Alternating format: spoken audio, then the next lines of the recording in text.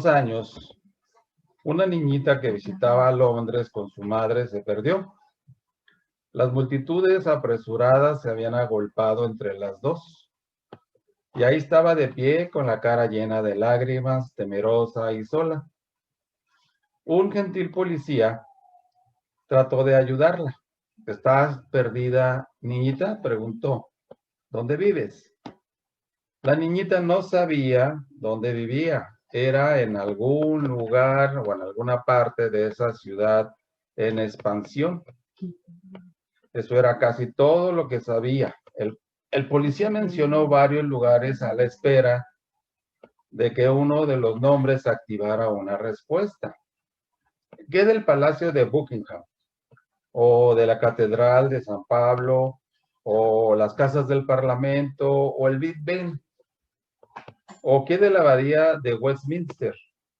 ¿O de la Torre? Todo fracasó. Por fin mencionó Charing Cross. Supón, niñita, que te llevo a Charing Cross y a la vieja cruz de piedra que está ahí. De inmediato la niñita respondió.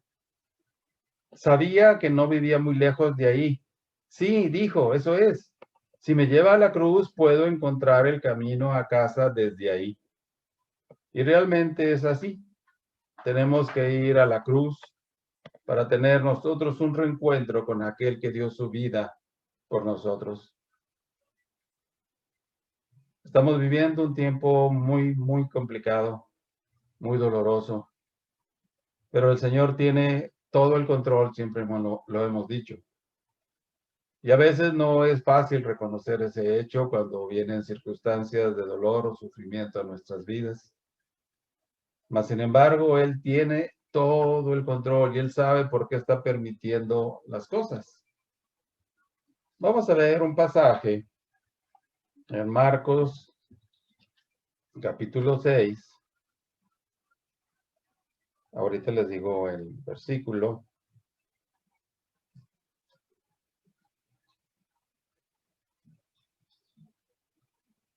Cuando Jairo estaba en una situación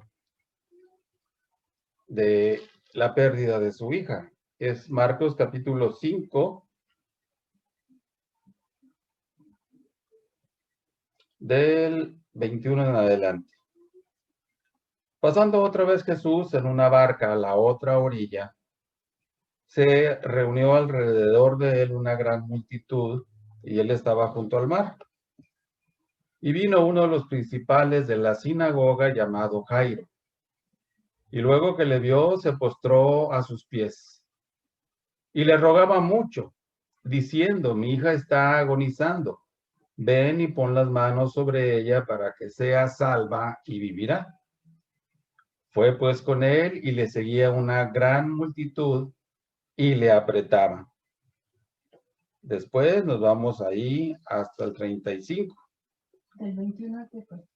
Mientras él aún hablaba, vinieron a casa del principal de la sinagoga diciendo, tu hija ha muerto, ¿para qué molestas más al maestro? Pero Jesús, luego que oyó lo que se decía, dijo al principal de la sinagoga, no temas, cree solamente. Y no permitió que le siguiese nadie, sino Pedro, Jacobo y Juan, hermano de Jacobo. Y vino a casa del principal de la sinagoga y vio el alboroto y a los que lloraban y lamentaban mucho.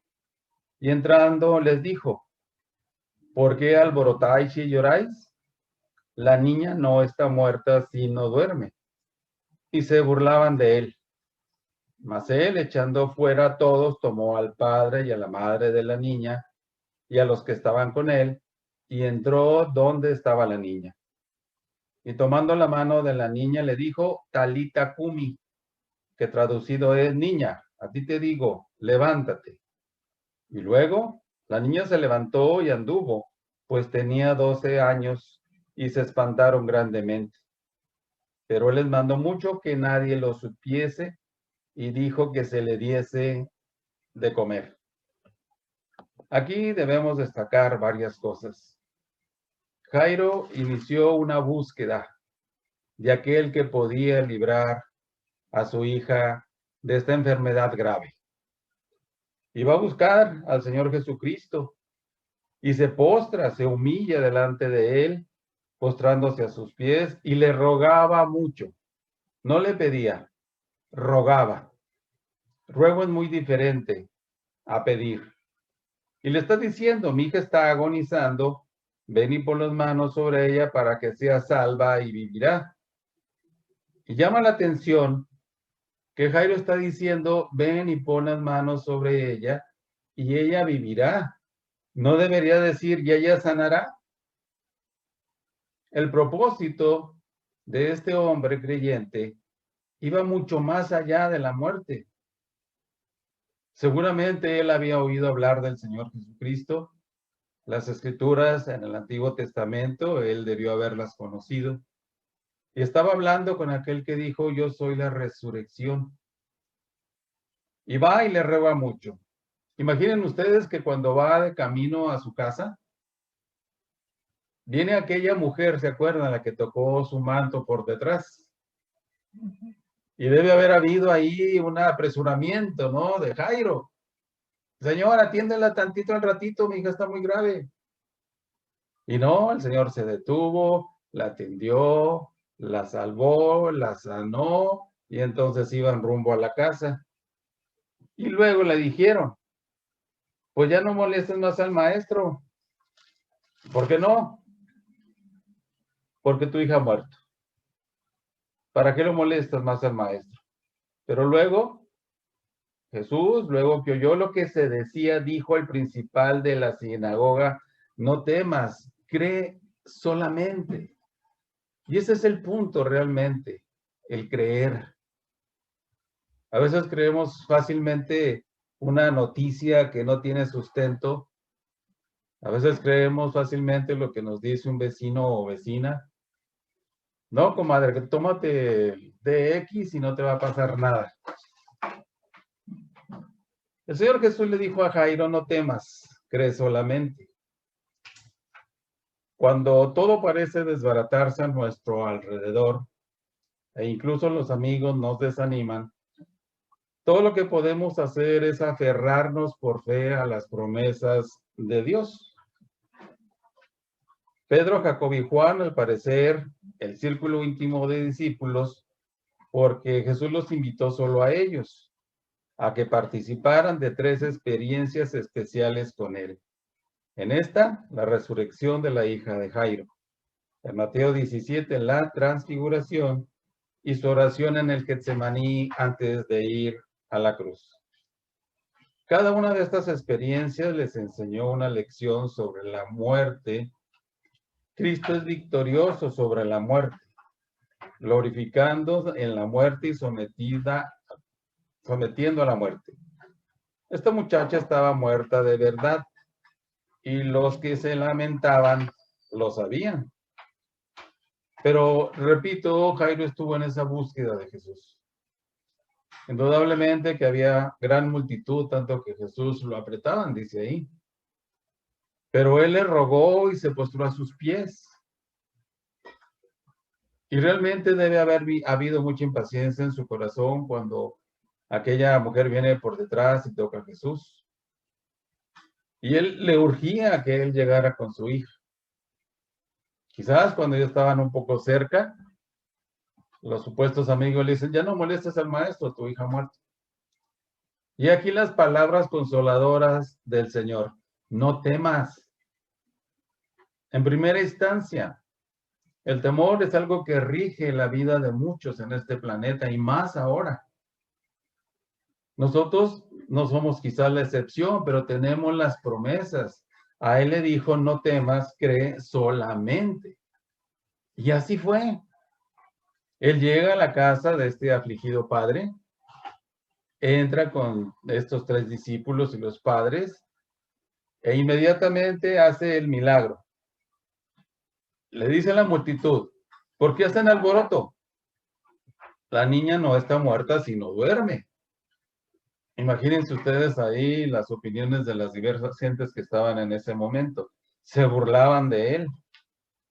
Y entonces se dirige a la niña, la toma de la mano y le dice Talita Kumi, que traducido es, niña, a ti te digo, levántate.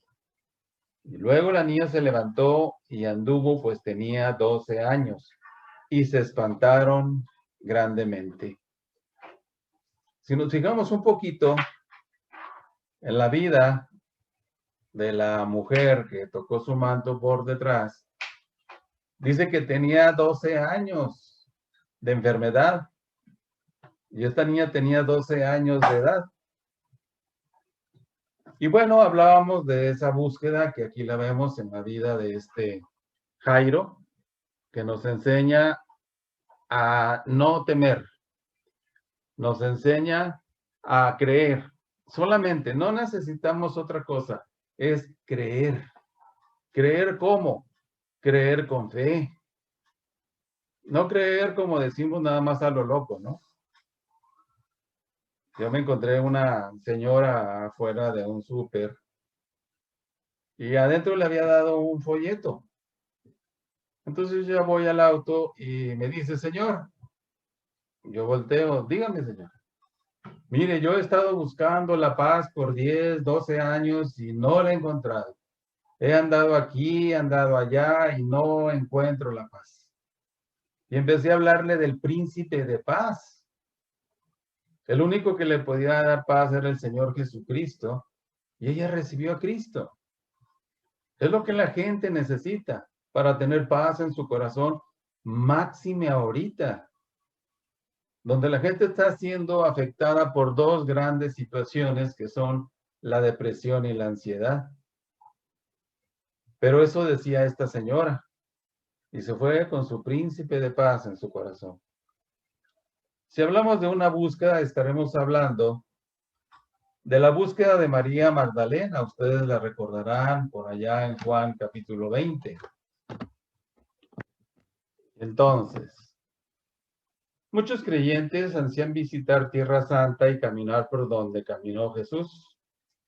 Sería maravilloso visitar todos aquellos lugares donde Jesús vivió y llevó a cabo su ministerio. Queremos que el Espíritu de Jesús abunde en nosotros. Queremos encontrarlo de una manera especial donde Él vivió y enseñó. Imagínense qué bendición. Del mismo modo, alguien que busca a Jesús quiere encontrarlo en una estatua o en los rituales de la iglesia. Pero cuando lo estamos haciendo en los lugares equivocados. Él nos encontrará en lugar específico o entre las cosas muertas. Y a veces cuando nos sentimos perdidos, solos o angustiados, nuestras lágrimas pueden cegarnos y no verlo. En nuestro dolor nos preguntamos a dónde ha ido. Simplemente veamos la experiencia de María Magdalena. Conocemos a María en un pasaje que está en el libro de Lucas. Un texto que nos recuerda que las mujeres siempre han tenido un papel preponderante o prominente en el ministerio de Jesús. Aconteció que después que Jesús iba por todas las ciudades, aldeas, predicando y anunciando el evangelio de Dios, y los 12 con él, y algunas mujeres que habían sido sanadas de espíritus malos y de enfermedades, María, que se llamaba Magdalena, de la que habían salido 7 demonios. Otras mujeres que apoyaron a Jesús por sus propios medios también están enumeradas. María Magdalena fue una víctima. Ella conocía los tormentos de los espíritus extraños en su cuerpo. Estas no eran solamente cicatrices psicológicas, eran seres reales, personales, que la acosaban y la hacían impura.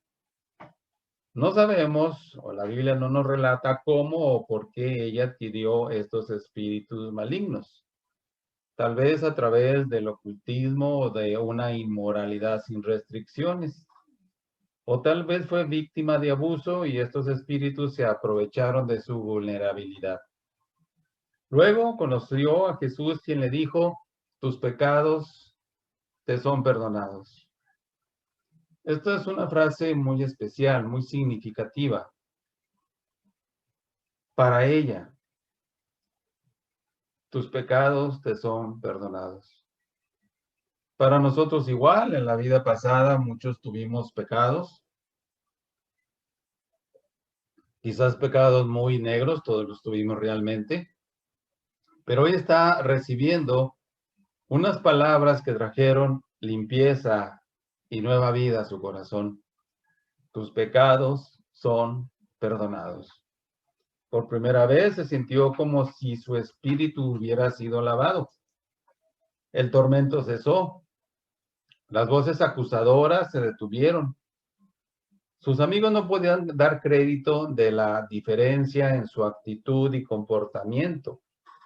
La nueva María no era la mujer que ellos conocían. Hace poco hablé con un esposo perturbado que me dijo que su mujer de repente se convirtió en otra persona, presa de la ira sin motivo aparente.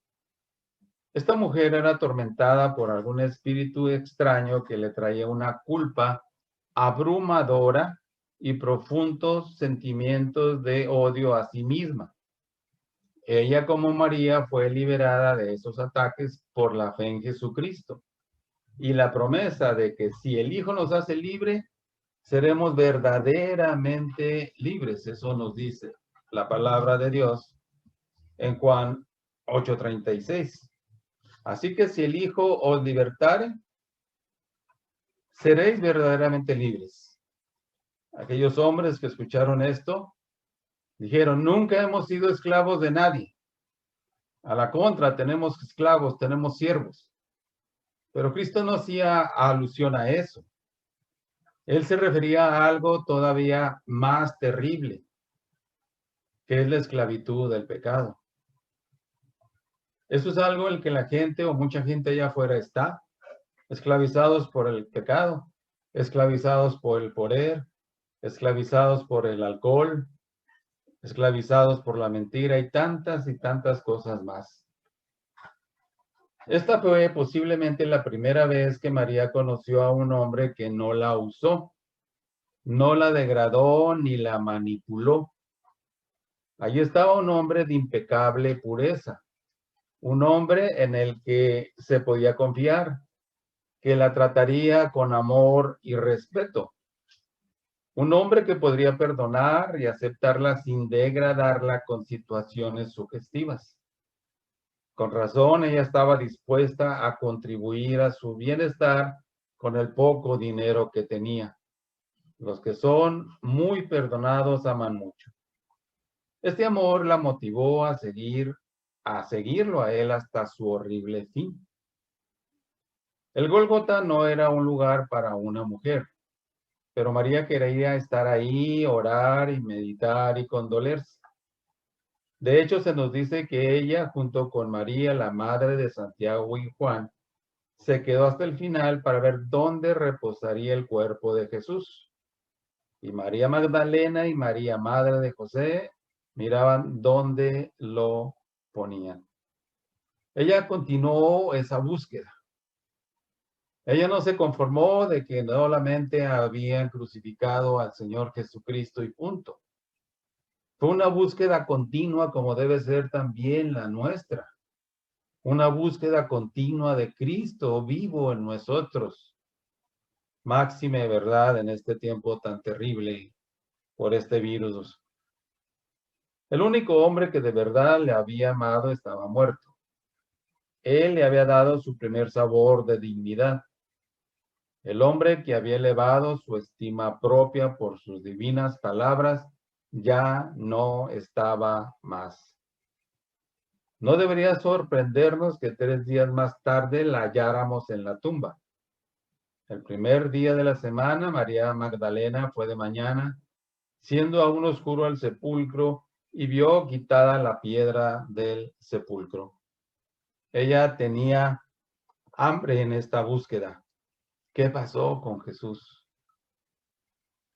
Corrió en busca de Pedro y Juan y les dijo las tristes nuevas: se han llevado del sepulcro al Señor y no sabemos dónde le han puesto. No se preocupó en disimular los sollozos. Con esta noticia, Juan y Pedro corrieron hacia el sepulcro. Juan llegó primero que Pedro y miró en la tumba, pero no entró. Pedro, siempre valiente, ingresó realmente al sepulcro y vio los lienzos y el sudario. Luego Juan le siguió al sepulcro y leemos: vio y creyó. A veces es duro, ¿no? Tenemos que ver para creer. Pero no olvidemos a Jairo, que Jesús le dijo: no temas, cree solamente. No necesitas ver, necesitas creer. Nosotros podemos creer que el Señor puede tener misericordia del señor Francisco Vargas, que está grave, podemos decirlo así, por creer. Y él ni siquiera está en esta ciudad, ni siquiera nos conoce ni le conocemos, pero tenemos a favor las promesas de Jesús, a favor de él, a favor de su salud, pero tenemos que tener una búsqueda insistente de ese Cristo vivo en la vida de cada uno de nosotros. Esta mujer en su búsqueda de Jesús no iba a ser alejada. Ella iba a intentar encontrar el cuerpo o por lo menos encontrar lo que se había de encontrar. Amaba a este hombre que la había liberado. Quería honrar la memoria de un hombre quien pudo o en quien pudo confiar. Esta mujer estaba en una misión de asegurarse de saber dónde estaba su cuerpo y que se lo había cuidado adecuadamente. Estuvo de pie junto al sepulcro llorando, y mientras lloraba se inclinó para mirar dentro del sepulcro y vio dos ángeles con vestiduras blancas que estaban sentadas, el uno a la cabecera y el otro a los pies, donde el cuerpo de Jesús había sido puesto, y le dijeron: mujer, ¿por qué lloras? Imagínense esos ángeles preguntándole a esta mujer en su búsqueda de Jesús: mujer, ¿por qué lloras? Hoy día hay muchos motivos para llorar, y uno de ellos es todas las familias enlutadas a nivel mundial. Las naciones están de luto, las familias están ahora incompletas, desafortunadamente. Pero ¿cuál fue la respuesta de María Magdalena a los ángeles? Se han llevado a mi Señor, dijo ella, y no sé dónde lo han puesto. Podríamos sorprendernos por su respuesta aparentemente calmada a estos mensajeros divinos. Tengamos presente que en esos días las personas estaban acostumbradas a los milagros, especialmente debido a las obras de Jesús y a la creencia prevaleciente de que los visitantes divinos en realidad traían mensajes del cielo. Además, María estaba tan preocupada con su dolor que probablemente no le haya importado la identidad de estos mensajeros. Su pérdida era tan grande que no le importaban las presentaciones formales. María no quería ángeles, María quería a su Señor. Y este es el punto de la búsqueda de esta mujer preciosa. Esta es la búsqueda que debe ser nuestra búsqueda diaria de ese Señor vivo que está a través de su palabra, a través de la oración. Ella solo ansiaba a Jesús, decíamos, y si no podía tenerlo vivo, por lo menos pondría honrar a su cuerpo en descomposición. ¿Alguna vez alguien ha amado como esta mujer? ¿Alguna vez alguien ha llorado como esta mujer? ¿Alguna vez alguien se ha preocupado por esta mujer? Miró dentro del sepulcro oscuro el suficiente tiempo como para estar satisfecha de que estaba vacío. Estaba pensando qué hacer a continuación. Lentamente se retiró y se enderezó, adoptando sus ojos a la luz que le rodeaba. Ella tuvo un encuentro inesperado. Cuando había dicho esto, se volvió y vio a Jesús que estaba ahí, mas no sabía que era Jesús. Y Jesús le está diciendo, mujer, ¿por qué lloras? ¿A quién buscas? Ella, pensando que era el hortelano, le dijo, Señor, si tú lo has llevado, dime dónde lo has puesto y yo lo llevaré. Pero ¿por qué le preguntan dos veces a la mujer por estas cosas? Mujer, ¿por qué lloras? ¿A quién buscas? Ciertamente, el lugar donde había sido puesto el cuerpo del Señor Jesucristo no estaba allí. Estaba buscando en el lugar equivocado porque Jesús les había hablado previamente de la resurrección. Y de repente Jesús hace acto de presencia y le pregunta, ¿por qué lloras? ¿A quién buscas? ¿Cuál es el motivo por el cual nosotros estamos llorando hoy? ¿Cuál es el motivo que debe movernos a esta búsqueda incesante, como el ejemplo de ella, para tener el poder de Dios en un mundo que se está desmoronando literalmente, donde miles están partiendo a la eternidad sin Jesucristo y nosotros tenemos la respuesta, pero nos falta la obediencia?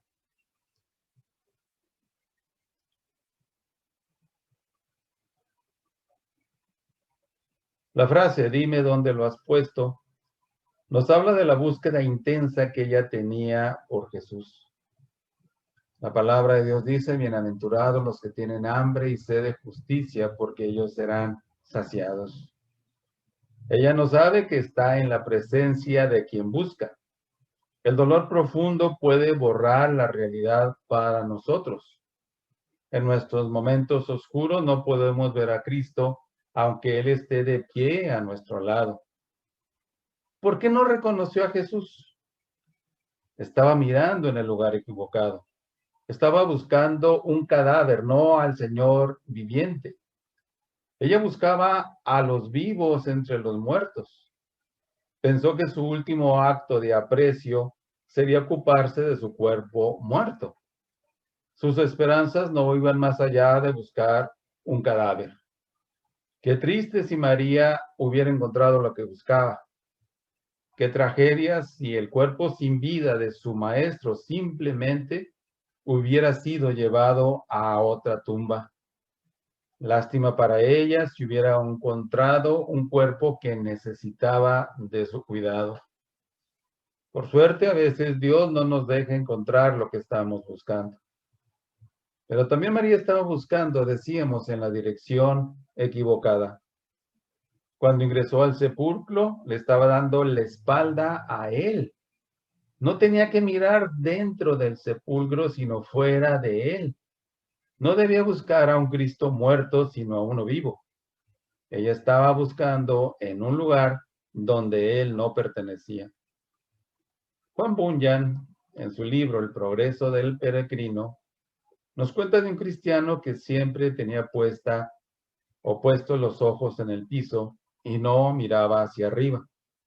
Para él la vida era una experiencia de este mundo, no del mundo por venir. Mientras miremos hacia abajo, no podremos mirar hacia arriba a nuestro Padre en el cielo. La dirección que tomen nuestros ojos determina lo que descubriremos y el destino que alcanzaremos. Dice ahí Hebreos 12:2, puestos los ojos en Jesús, el autor y consumador de la fe. Puestos los ojos en Jesús. No en las circunstancias, no en las necesidades, no en la falta de esto o de aquello. No quiere decir que lo ignoremos. Quiere decir que lo transformemos en oraciones delante del Señor. Entonces, el hortelano le hizo una pregunta y ella se volvió para responder a este extraño que pensaba que podría ayudarla. Pensemos de nuevo en sus palabras. Señor, si tú lo has llevado, dime dónde lo has puesto y yo lo llevaré.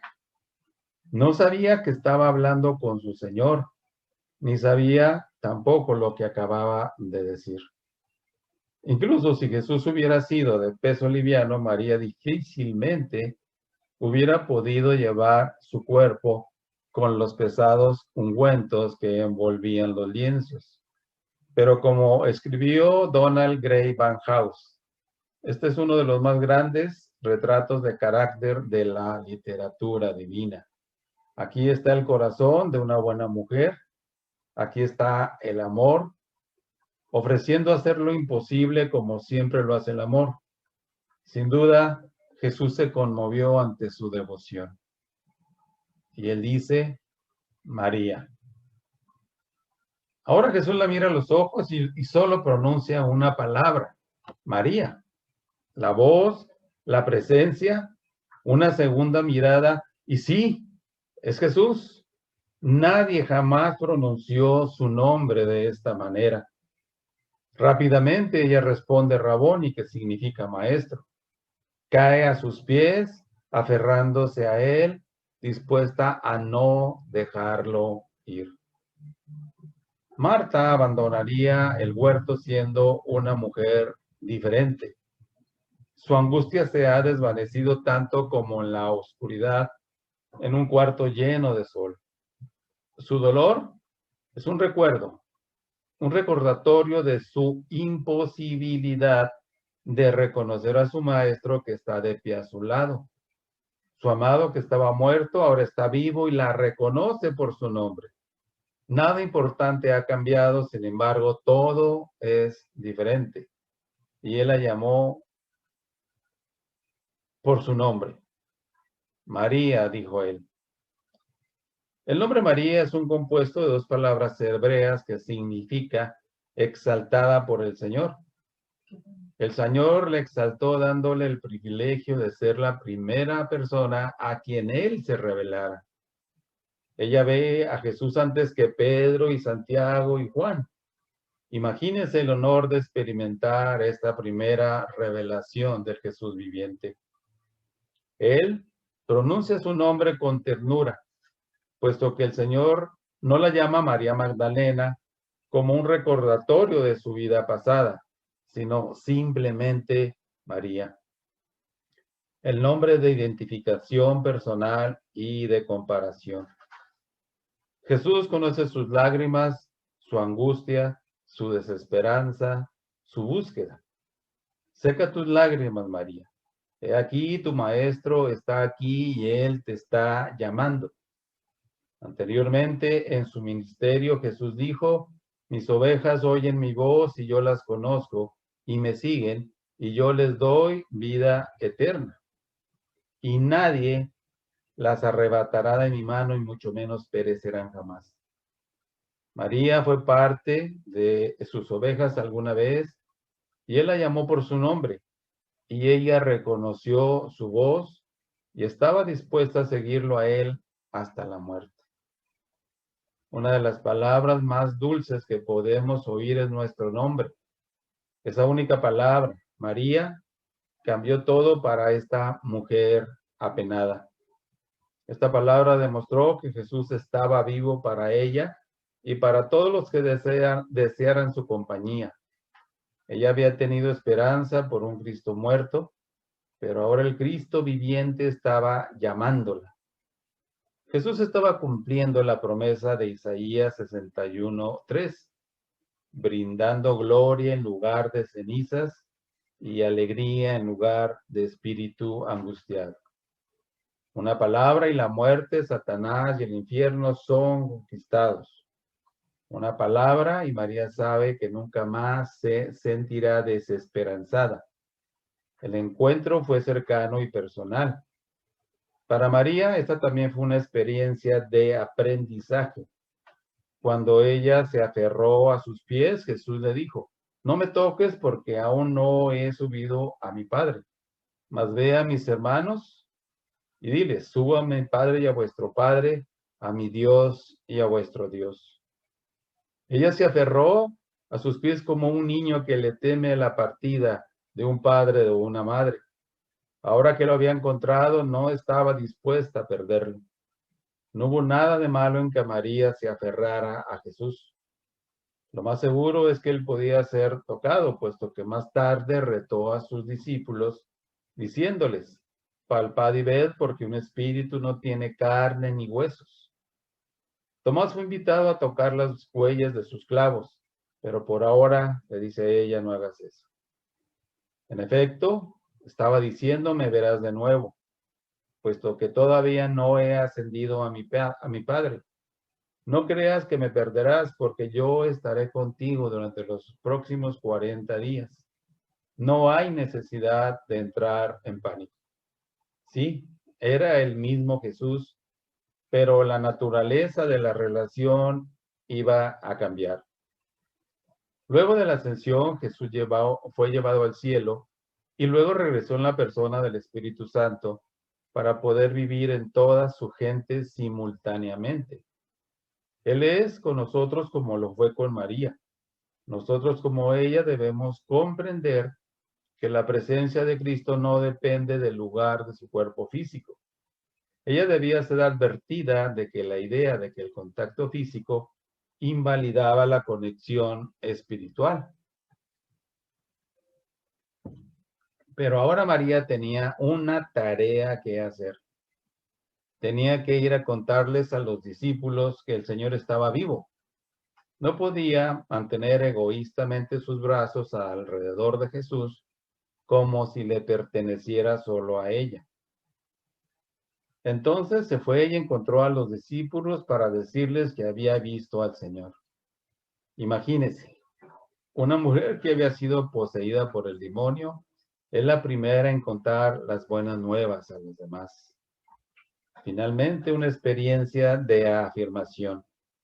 Veamos de nuevo las palabras. Subo a mi Padre y a vuestro Padre, a mi Dios y a vuestro Dios. ¿Qué le está diciendo Jesús a esta mujer cuyo pasado estaba lleno de pecado y angustia mental?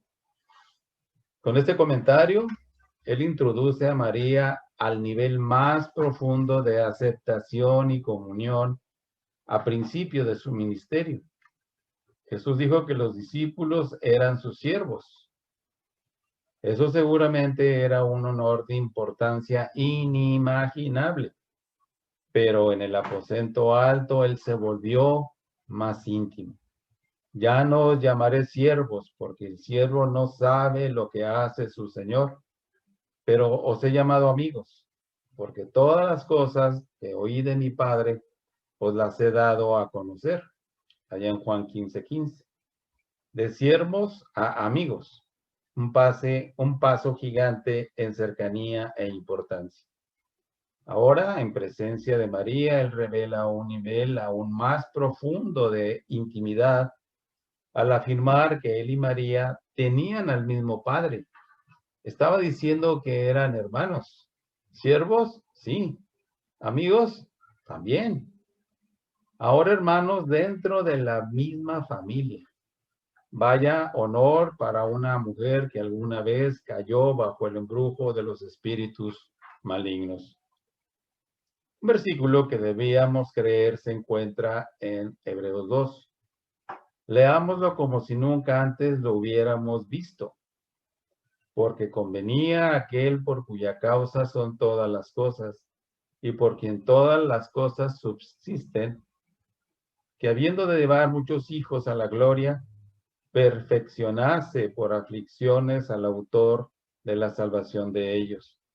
Porque el que santifica y los que son santificados, de uno son todos, por lo cual no se avergüenza de llamarlos hermanos, diciendo, anunciaré a mis hermanos tu nombre, en medio de la congregación te alabaré. Hebreos 10 al 12. Nosotros somos sus hermanos y hermanas y él no se avergüenza de decirlo. María debió aprender que ella no era solo la amiga de Jesús, sino también su hermana. Cuando Juan estaba con Jesús a la mesa, se recostó sobre su pecho. Pero años más tarde, cuando vio al Cristo resucitado en la isla de Patmos, escribió, cuando le vi, caí como muerto a sus pies. Apocalipsis 1:17.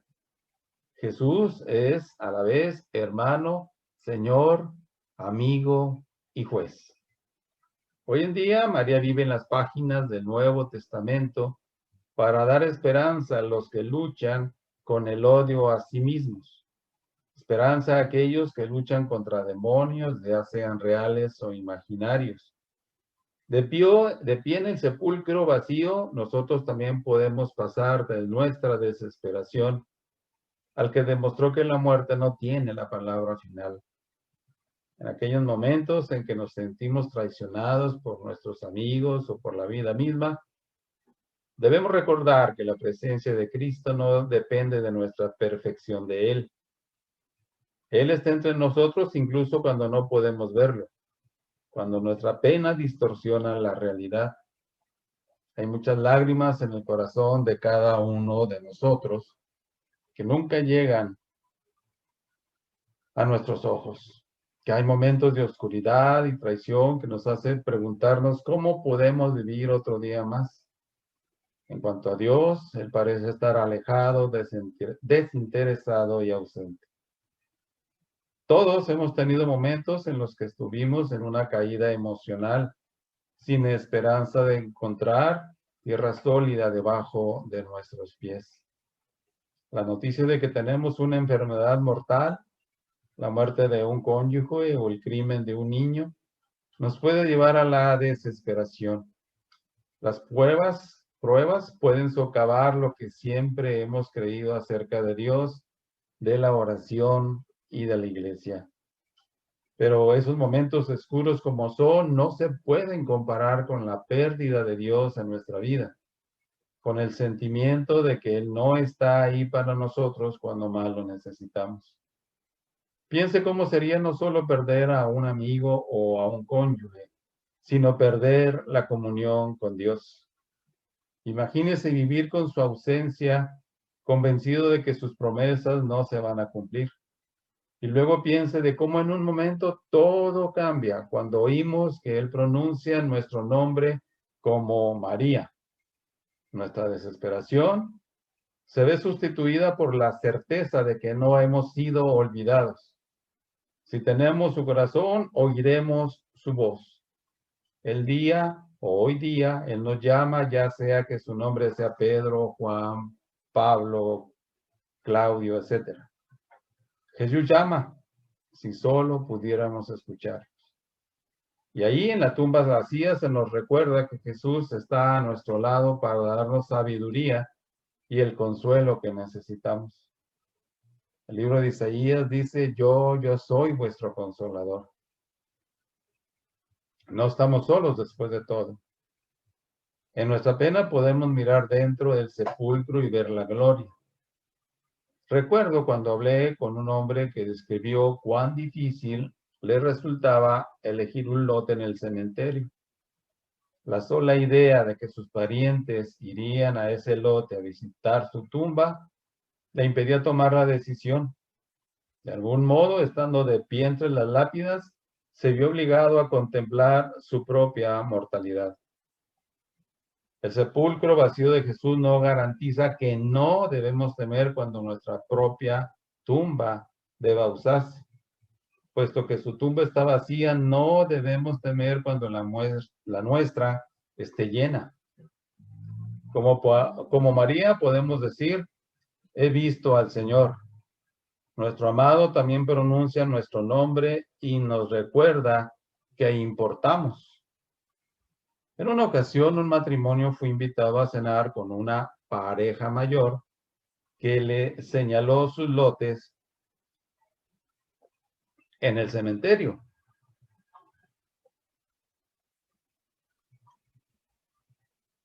Al pasar por ahí, ¿creen que el Señor recordará nuestros nombres y dónde seamos enterrados? Preguntó la esposa casi para sí misma, como si no esperara respuesta. La historia de María nos recuerda que sí. Él recordará y sí, Él nos llamará por nuestro nombre en el día final de la resurrección. No oiremos la voz de un hortelano terrenal, sino la del Señor, el que guarda nuestro corazón. En Marburg, Alemania, hay un sarcófago con 2 capas. En la parte superior, un caballero teutónico, estaba vestido con esplendor, un recordatorio obligatorio de su poder y de su pompa. Luego, debajo, vemos el terrible contraste de un cadáver en descomposición cubierto de gusanos. Las dos representaciones ilustran la vanidad de la vida. Ahora podemos saborear la riqueza, el reconocimiento y el gozo de las cosas más refinadas de la vida. Pero si esperamos un poco, nos moriremos. Y lo que importa ahora no importará después. Primero las riquezas, luego la descomposición, primero la gloria, luego la arcilla. Un sacerdote llevó a un rey a una habitación llena de esqueletos y le dijo: aquí entre los cadáveres de esclavos hay un rey. Había dicho lo que quería señalar. En la muerte un rey no se distingue de un siervo. No importa cuán alta sea la gloria, siempre es el mismo final de la historia: descomposición y pudrición. Sin embargo, a pesar de la pudrición en la tierra, podemos contemplar el triunfo del cielo. En lugar de barro tenemos mármol y en lugar de tristeza hay gloria. Jesús vive y también viviré yo. Su victoria en su sepulcro se traduce en victoria en los nuestros. Ningún lugar, ningún hortelano puede sustituirle a él. Solo cuando él pronuncia nuestro nombre estamos satisfechos. Hacia finales del siglo XIX, Jenny Evelyn Hussey dedicó mucho tiempo o mucho de su tiempo a ocuparse de su hermana inválida. Nunca se quejó, sino que lo aceptó como del Señor. Más tarde, cuando casi quedó paralizada por una artritis deformante, oró por poder llevar su cruz sin quejarse, tal como Jesús había cargado la suya. Su experiencia se convirtió en la inspiración del himno Condúceme al Calvario. La tercera estrofa dice: déjame como María a través de la tristeza llegar a ti con un regalo. Muéstrame la tumba, condúceme al Calvario. El Señor que pronunció María pronunció también el nombre de Jenny Hussey y de todo aquel quien coloque su confianza en él. Nosotros, al igual que ellos, podemos demostrar nuestra devoción en la presencia de quien estuvo con María al lado de su sepulcro vacío. Jesús siempre está en presencia de aquellos que creen. Lo sorprendente es realmente el anhelo que ella tenía de querer ver a su Señor. Mujer, ¿por qué lloras? ¿A quién buscas? Y yo te pregunto igual y me pregunto a mí mismo: ¿por qué cosa estamos llorando? ¿A quién estamos buscando? Él está esperándonos a nosotros como María, y Él va a pronunciar nuestros nombres y nos va a hablar por medio de su palabra y nos va a dar la seguridad a través de sus promesas, de su cuidado en medio de estos terribles tiempos. Pero también nos va a dar un cargo por las almas que están pereciendo. Tenemos que voltear a nuestro alrededor y ver que toda esa gente allá afuera sufriendo no tiene a dónde acudir.